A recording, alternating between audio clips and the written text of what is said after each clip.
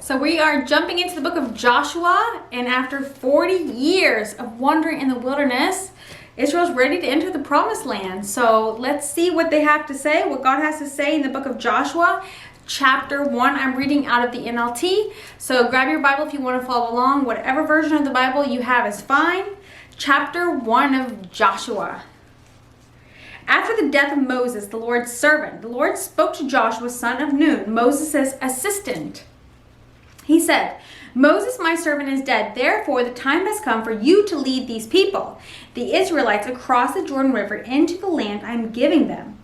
I promise you what I promised Moses.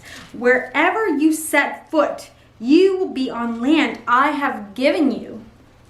From the Negev wilderness in the south to the Lebanon mountains in the north, from the Euphrates River in the east to the Mediterranean Sea in the west, including all the land of the Hittites, no one will be able to stand against you as long as you live. For I will be with you as I was with Moses. I will not fail you or abandon you. Be strong and courageous, for you are the one who will lead these people to possess all the land I swore to their ancestors that I would give them.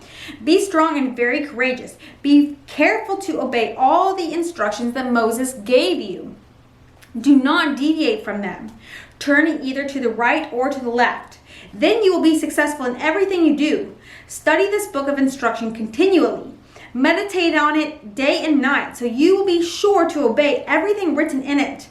Only then will you prosper and succeed in all you do. This is my command. Be strong and courageous.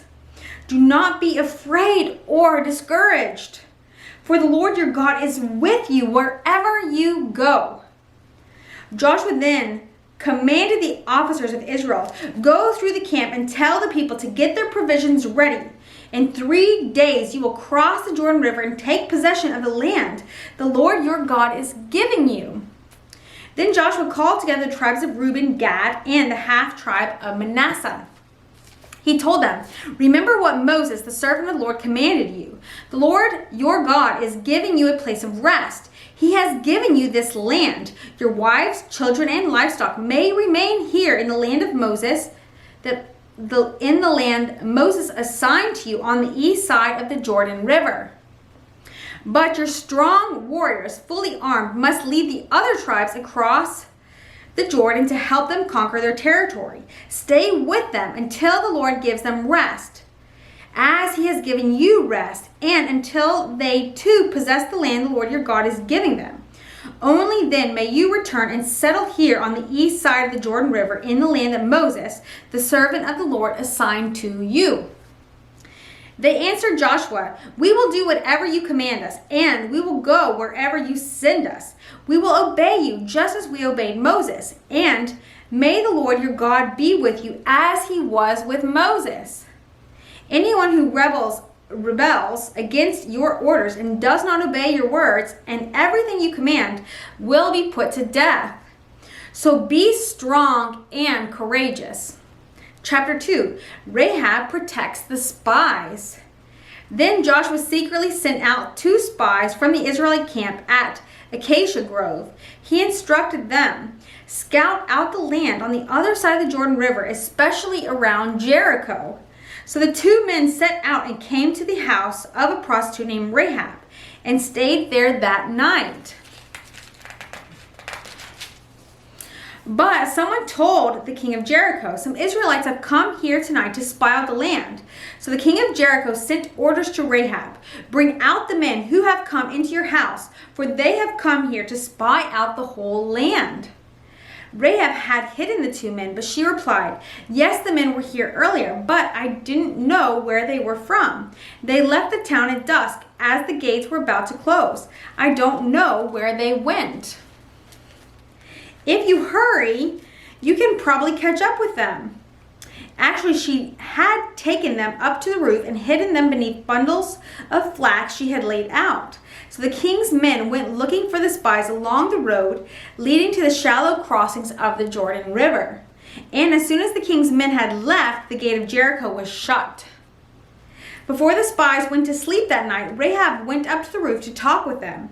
"I know the Lord has given you this land," she told them. "We are all afraid of you. Everyone in the land is living in terror. For we have heard how the Lord made a dry path for you through the Red Sea when you left Egypt, and we know what you did to Sihon and Og, the two Amorite kings east of the Jordan River, whose people you completely destroyed. No wonder our hearts have melted in fear."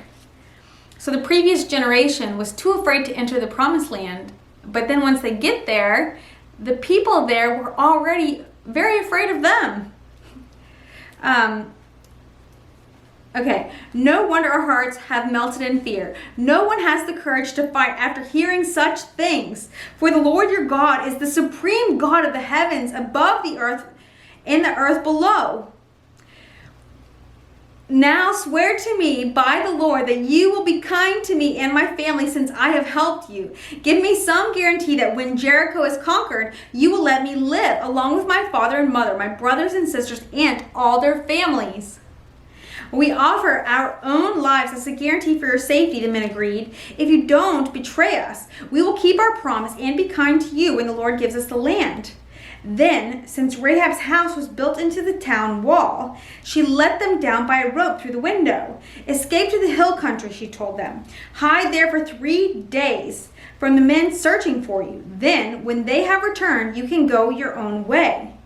Before they left, the men told her, "We will be bound by the oath we have taken only if you follow these instructions.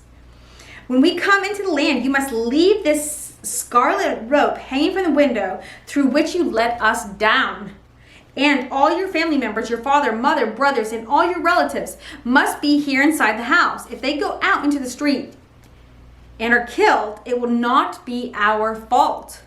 But if anyone lays a hand on people inside this house, we will accept the responsibility for their death. If you betray us, however, we are not bound by this oath in any way." "I accept your terms," she replied, and she sent them on their way, leaving the scarlet rope hanging from the window. The spies went up into the hill country and stayed there 3 days. The men who were chasing them searched everywhere along the road, but they finally returned without success. Then the two spies came down from the hill country, crossed the Jordan River, and reported to Joshua all that had happened to them.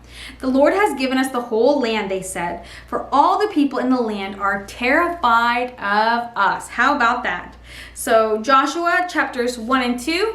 And next is crossing the Jordan. We're going to be pressing through the book of Joshua. So really blessed to have you here. And thank you for joining me in reading the book of Joshua.